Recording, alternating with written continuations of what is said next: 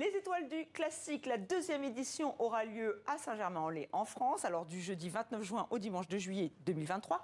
4 jours, 12 concerts, 200 jeunes talents. Et c'est grâce à vous, Thomas Lefort. Bonjour. Bonjour, merci de me recevoir. Oui, c'est vous qui avez lancé ce festival, vous en êtes le directeur artistique. Alors quel était l'objectif? C'était vraiment de mettre en avant la jeune génération, votre génération finalement. Exactement, le but du festival est de mettre en avant les jeunes artistes. Donc nous avons commencé l'année dernière avec une première édition qui a accueilli plus de 4000 personnes. Et donc cette année, nous reproduisons l'événement, donc 200 jeunes artistes. Et donc l'idée, c'est d'offrir une première scène aux jeunes artistes. Notamment, beaucoup sont issus du Conservatoire de Paris. Plus voilà, de 100... et ils jouent de multiples instruments. C'est vraiment ouvert à tous les instrumentistes.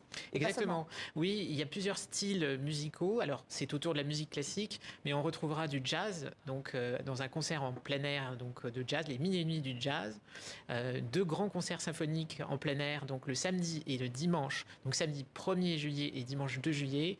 Et nous avons la chance cette année donc d'avoir 2 musiciens exceptionnels qui parrainent ce festival. Alors l'année dernière, nous avions eu Martha Argerich, donc pianiste virtuose, voilà. Internationalement connue, bien sûr. Voilà. Et cette année, nous avons la chance d'avoir Jean-Claude Casatu, donc un chef d'orchestre, voilà, légendaire, et la mezzo-soprano Karine Dehé, qui nous fera l'honneur de venir chanter. Voilà, alors un peu moins connue, on va découvrir juste quelques petites secondes Lucienne Renaudin-Vary. Elle est trompettiste et elle sera là. Bonjour, je m'appelle Lucienne Renaudin-Vary, j'ai 24 ans et je suis trompettiste. Alors avec l'orchestre des jeunes d'Île-de-France, on va pouvoir entendre un de mes concertos préférés, le 3e mouvement du concerto de Haydn, qui est une explosion de joie, un feu d'artifice, donc j'adore. Et on va pouvoir entendre aussi une œuvre de Leonard Bernstein, de la comédie musicale qui s'appelle West Side Story. Mon premier souvenir avec la trompette, c'est quand j'ai pu l'essayer, en fait. Donc j'étais en cours de solfège, j'avais à peu près 8 ans, et des professeurs de trompette sont venus dans le cours de solfège présenter l'instrument parce qu'il manquait d'élèves. Et moi qui étais assez timide et réservée, ça m'a démangé quand même d'aller essayer cet instrument que je trouvais assez miraculeux et original. On a super hâte de vous retrouver pour la 2e édition du Festival des Étoiles du Classique à Saint-Germain-en-Laye. Et en attendant, gros bisous. Voilà, elle en parle aussi bien que vous. Comment vous les choisissez, ces jeunes talents? Écoutez, alors, beaucoup sont des amis. Alors, pour lancer un festival, effectivement... Vous avez 200 amis, vous avez beaucoup d'amis. Oui, j'aimerais bien, mais voilà, ce sont des amis, des collègues, et on les sélectionne par leur talent, premièrement, parce qu'ils sont issus du Conservatoire de Paris.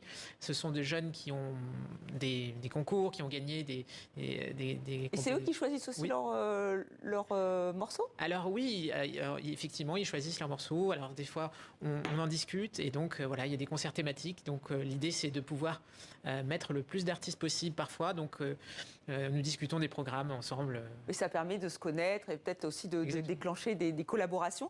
C'est un événement, vraiment un festival qui tournait aussi vers le jeune public, vers des personnes qui souffrent d'autisme. Est-ce que vous faites justement une programmation spéciale? Comment vous travaillez ça?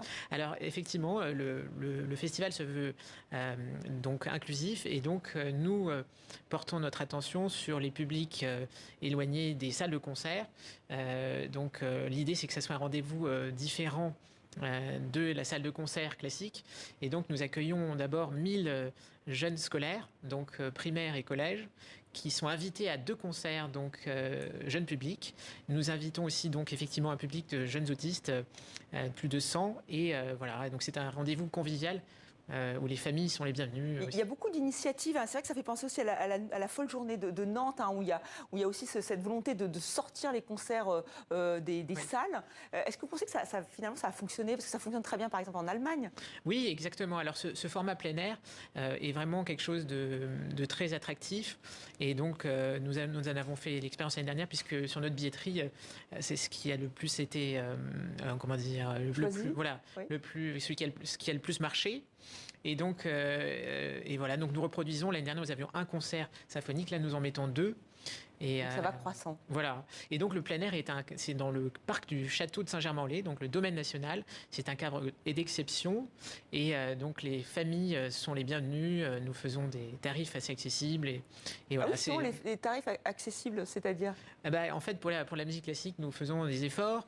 Alors nous veillons à rémunérer nos artistes de manière correcte. Voilà, exactement. Et en même temps de rendre accessible la musique classique, c'est notre but.